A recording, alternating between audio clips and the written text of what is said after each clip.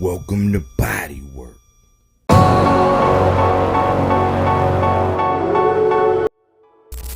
Boxing News 24. Keyshawn Davis dodges Andy Cruz, fights Berinchyk instead. By Nation Vegas, 11/18/2024. Keyshawn Davis confirmed today that his next fight will be against WBO lightweight champion Denis Berinchyk for his belts. The date and location have yet to be determined. Davis, 12-0 AKOs, already knew he was facing Berinchyk for his title before his last fight against Gustavo Lemos on November 8th. Top Rank had it set up with the WBO for Keyshawn versus Lemos match to determine the mandatory for Berinchyk. Eureka! Clout chasing. Interestingly, Keyshawn still used the post-fight interview spotlight to call out WBA champion Keyshawn Davis. That means he was just clout chasing to get cheap attention for himself. Keyshawn just used Gervonta's name, help get more attention from fans, which is pathetic when you think about it. Berinchyk, 19-0, 9 KOs, recently captured the vacant WBO 135 title with a 12-round split decision win over Emmanuel Navarrete on May 18th. That would have worked better for Top Rank if Navarrete had won, because that would have set up a better in-house match between him and Keyshawn. Berinchyk versus Keyshawn won't be nearly as big a fight. Hence why he called out Tank's name. I added that last part. It would look a lot better if Keyshawn fought his four-time conqueror Andy Cruz. Instead, the 36-year-old Berinchyk, who is slow and not exactly young. Keyshawn's excuse for not fighting Cruz is that he's not ready and that man ain't trying to fight me. I will knock him out. Cruz then reacted to those comments by saying he did want the fight. Cruz basically made it clear that Keyshawn had made up about a whole clout about him not wanting to fight. WBO title won't help Keyshawn. Keyshawn badly wants to be a champion, but he doesn't want to go through Andy Cruz to get the belt. He believes getting his title will open the doors to massive payday against WBA lightweight champion Tank Davis. Keyshawn could be kidding himself because capturing the WBO belt from Berinchyk won't make Tank fight him. What will happen is Keyshawn will ride with the title, fighting no-name opposition until he can no longer make 135 weight limit. That might be soon because he already looked like a welterweight now. He won't be able to keep draining down from 150 to fight at lightweight for 6 to 10 years, waiting for the king of the division, Tank Davis, to fight him. Bernardo Osuna, it's just beginning for you at the elite level now. You become the WBO mandatory challenger for Denis Berincyk's title. What has the discussion been since your big performance with Top Rank, and what's next for you? Keyshawn Davis. I'm not going to drop the location yet, but for sure, Denis Berinchyk is my next opponent. He's an undefeated fighter, a pressure fighter. He's from Ukraine, and his friend with Lomachenko and Usyk, he's a great fighter.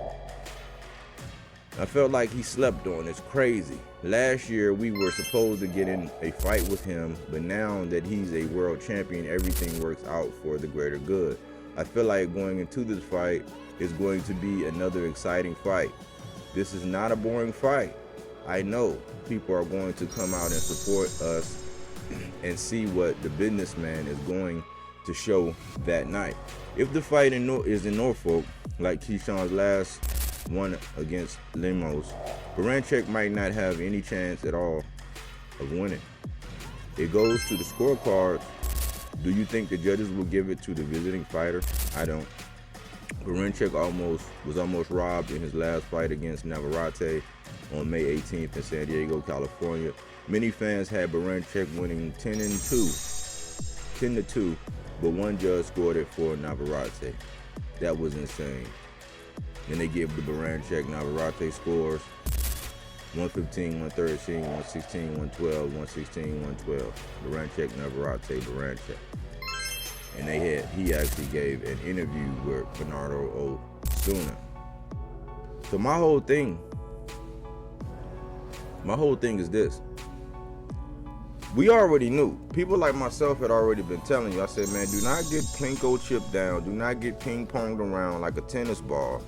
You know, believe in all this clout stuff, because Top Rank knows the plan. Now, you notice how Keyshawn said they were supposed to fight last year.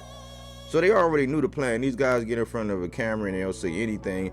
They already know the Berinchyk fight is not going to sell that much. So what do? You call Tank Davis' name, knowing damn well Top Rank, and the plan for Top Rank was not for you to fight Tank.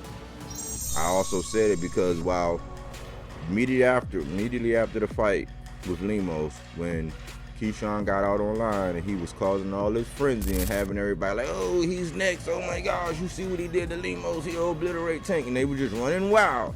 I was saying, well, how come Keyshawn is out here saying who's next and talking about Tank? Meanwhile, Top Rank was putting up stuff like this,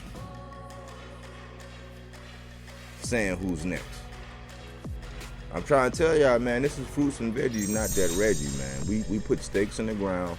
We keep our eyes on the bouncing ball as it goes along, and we're binary. We keep track of soccer balls going in goals, balls going in holes, X's and O's. That's it. You know, we don't be all emotional. We don't try to stir up people and get all the casual talking like, why is all this pressure on Keyshawn to fight Andy Cruz, like these other big head ass casual channels just pushing narratives. Like I heard one today actually pandering for Jake Paul to get a fight with Ryan Garcia, and actually admittedly saying that David Benavidez versus David Morrell is no good and they're not paying for it and it's not pay-per-view. I'm trying to tell you, it's the sign of the times, folks. Please do not get ping-ponged around like tennis balls, getting thrown back and forth, you know, from here to there, by these guys with an agenda, either money or political reasons, man. We like Keyshawn, you know, we understand that he is a great talent. He is an Olympic level talent. He does have the skills to pay the bills. But let's be real about the move and how everything get down. Let's not be exceptional for him. And then again, these bosses are supposed to be our entertainment. You know what I'm saying? I'm not sure how we find ourselves being theirs, because they play us around, man. They just, like Bob Arum said, man, boxing fans are like rocks, man. You can throw them wherever you want, man. And a lot of us getting tossed around, used and abused. And that's why I had to play those clips from before, because, again, we've already known that he was going to get Lemos, that he has something in the pipeline with the Vargas boys, a back and forth, brothers against brothers, but ultimately he was going to land at the doorstep of a Berinchyk. And he's still going to have to deal somehow with Moritaya being on Top Rank as well, being in the same division. Let me know what you think in my comment section. Let me know how you feel about it, man. Are you shocked? Are you surprised? If you are, you must not have been listening to BodyWork. You know what I'm saying? This is fruits and veggies, not that Reggie. Fact-based content, the alternative to opinion-based. You know, if you catch this, you know, let me know what you think in my comment section. I love to get your thoughts and opinions. Anyways, thanks for choosing BodyWorkBoxing. Well, we don't take things for face value. We do that body work.